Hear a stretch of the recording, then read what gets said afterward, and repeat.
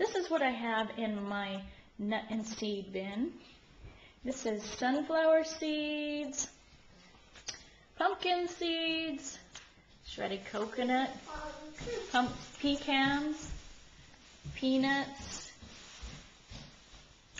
shredded almonds, or sliced almonds, slivered almonds, whatever they call them. And we got some dried strawberries, dried blueberries. They might not look too appealing, but they are so wonderful. And if you were in a situation where you couldn't get any fresh foods, you'd be so happy to get these yummy dried foods. This is craisins and dates. Okay, so this is the bean bin.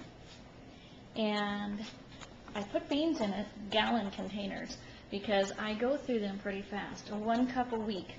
And 1 cup a week does my meals for the week. That's lentils, pintos, black beans, garbanzos, white beans, chili. Oh, I should say red beans. This will be chili. This will be refried beans. This will be hummus.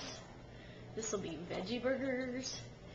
That'll be brownies. I know you can't picture it, but it's delicious. And white beans ends up in just about everything.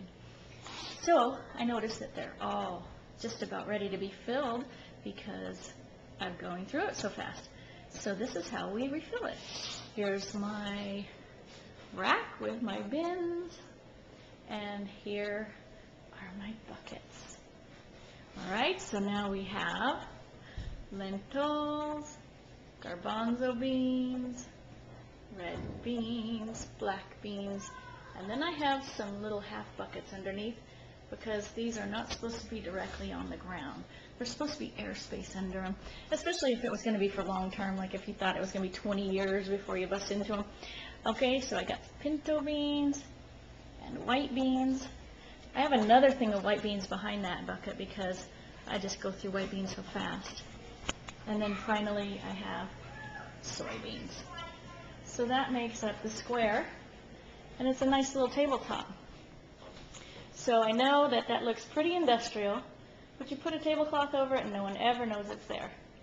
So now if we're going to refill it, we just simply get into these buckets and they just come off with your hand. It doesn't need a wrench.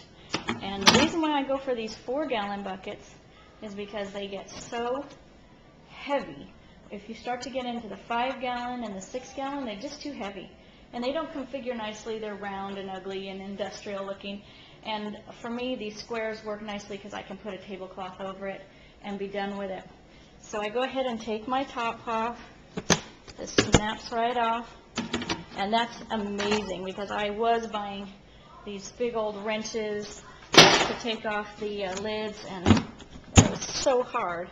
And now they just come right off. One more time, watch this. All you do is pull, and it comes. And you get the picture. Then I can go over here, pinto beans, and fill them up. And the reason why I have them in the 1-gallon containers is because I want to be able to get into them quickly, and I don't want to have to dismantle my table and take apart whatever I have on top of the table. So I'll go ahead and put it in a smaller container first and then the larger container. Then I know I've got my whole year's supply right here. So I have a table that I call a table because it's a configuration of 8 buckets, and this is how I keep my bulk. Is I've got my beans, the same beans that correspond to this bin, I have here in bulk. And so each one holds 4 gallons, which for our family is a year's supply. And I put a tabletop on it. I just went and bought 1 tile. It's a 20 by 20, and it just fits nicely on top of here. And then you put a tablecloth over it, and no one knows it's there. So here's one of the bucket tables I have in my home, and no one has ever noticed that that's what it is, but it is exactly the configuration I just showed you with the 8 buckets. And so I have another set here of the same beans. So now I've got 2 years supply, just because I have 2 tables of beans. Guess what this TV is sitting on? Another bucket table.